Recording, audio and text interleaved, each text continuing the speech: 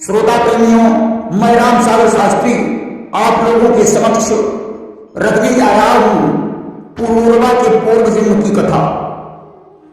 देखिए, राजा मनु ने मत्स्य भगवान से पूछा, प्रभु, बुध के पुत्र पुरूरवा को सुंदर रूप और सौभाग्य कैसे प्राप्त हुआ था, जिससे स्वर्ग की अप्सरा उर्वशी देवताओं और गंधर्वों को छोड़कर पुरूरवा जैसे मनुष्य पर मोहित होकर उसकी संगिनी बन गई कि विद्याधर और देव बिहारी अग्निवशी मृत्युलोक मायाई। मत्स्य भगवान कहने लगे, राजन, अपने कर्मों से मनुष्य अच्छा या बुरा फल प्राप्त करता है कि हर एक भोगता है अपनी किए के फल को, वो आम कैसे खाए बोए जो नीम लाकर। अगर मनुष्य नीम का फल लगाकर आम खाना चाहे तो कैसे खा सकता है? आम तो वही खाएगा जिसने आम का वृक्ष लगाया है। या पुरूरवा की तपस्या का फल था, जिसने हिमालय पर्वत पर जाकर तपस्या की थी और सुंदर रूप और सौभाग्य प्राप्त किया था। पहले पुरूरवा किसी नदी के तटवर्ती ब्राह्मणों के गांव में एक ब्राह्मण था। उस समय भी उसका नाम पुरूरवा ही था। इसकी कामना थी कि मैं एक राजा बन जाऊं। अतः उस पुरूरवा ब्राह्मण ने राज्य प्राप्ति की कामना से द्वादशी का व्रत रहना शुरू कर दिया। द्वादशी का उपवास कर वह भगवान विष्णु की पूजा करता था। एक बार उस ब्राह्मण से एक भूल हो गई। उसने उपवास में तेल लगाकर स्नान कर लिया। उसे यह पता ही नहीं था कि उपवास में तेल लगाकर स्नान नहीं करना चाहिए, क्योंकि इससे सुंदरता का विनाश हो जाता है। बस इसी भूल के कारण उसे राज्य तो प्राप्त हुआ, परंतु रूप नहीं मिला। उसी ब्राह्मण पुरूरवा का दूसरे जन्म में चाक्षुष मन के वंश में जन्म हुआ।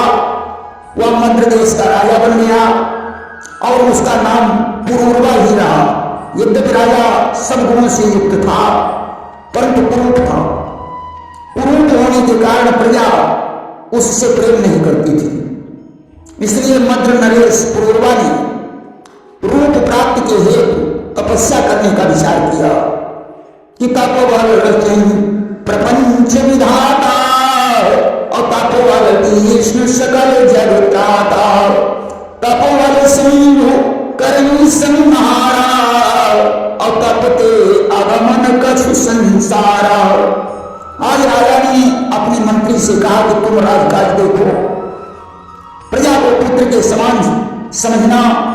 अब मैं हिमालय पर जाकर तपस्या करूंगा कि 12 वर्ष मंत्री राजगावा और तप हित भूप हिमालय धावा। चलते चलते राजा एरावती यानी रावी नदी के तट पर पहुंचा। एरावती के तट पर तमामों ऋषि मुनियों के आश्रम थे। नदी का जल स्वच्छ और शीतल था। उसमें तमामों गंधर्व और अप्सराएं जल क्रीड़ा कर रहे थे। आज उस सुरम्य नदी को देखकर राजा का हृदय प्रसन्न हो गया।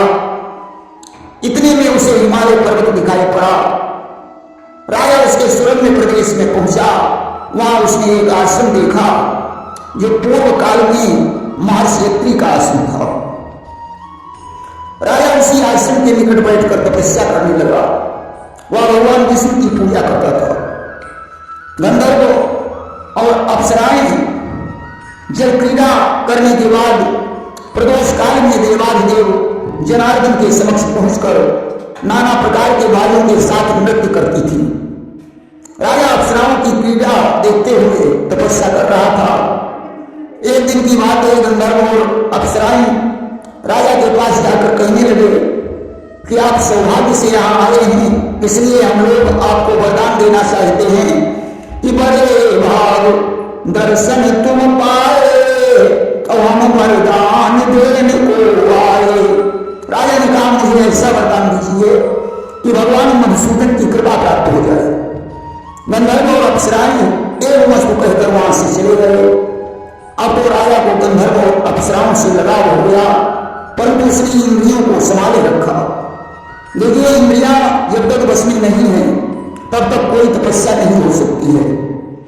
1 महीने भगवान की पूजा करने के बाद राजा उस जगह को छोड़कर रत्नों से चित्रित आश्रम में प्रवेश करके 1 माह तक जलाहार करके रहने लगा।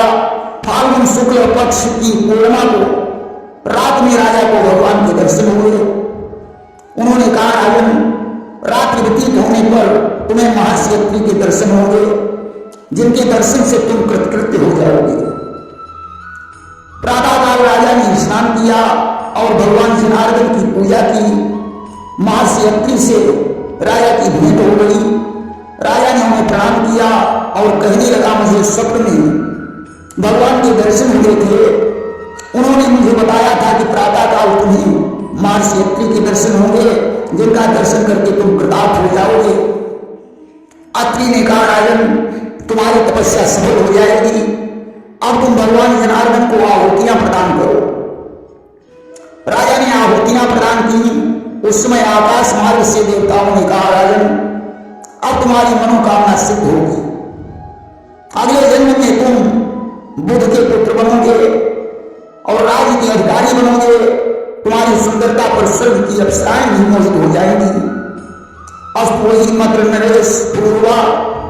अगले जन्म में बुद्ध और इला के संसर्ग से उत्पन्न हुआ। तपस्या करते समय इसे उर्वशी से अधिक लगाव था, अतः वही उर्वशी अप्सरा राजा पुरूरवा पर मोहित होकर उसकी संगिनी बन गई। उर्वशी ने राजा पुरूरवा से 3 शर्तें रखी थी। पहली शर्त, हमारी भेड़ को कोई छुड़ाने न पाए। दूसरी शर्त, मुझे नित्य ताजे घी का भोजन चाहिए। तीसरी शर्त, कभी मुझे निवस्त्र दिखाई मत पड़ना। जिस दिन हमारी ये सारी शर्तें टूट जाएंगी, उसी दिन मैं तुम्हें छोड़कर स्वर्ग को चली जाऊंगी। आज तो ये तीनों शर्तें टूट गई। तब उर्वशी इसे छोड़कर स्वर्ग को चली गई। राजा उर्वशी के विरोध में दुखी हो गया। उस समय उर्वशी ने मिलने का उपाय राजा को बताया, जिस उपाय से उर्वशी और राजा पुरूरवा का पुनर्मिलन हुआ। प्रेम से बोलिए वृंदावन बिहारी लाल की जय।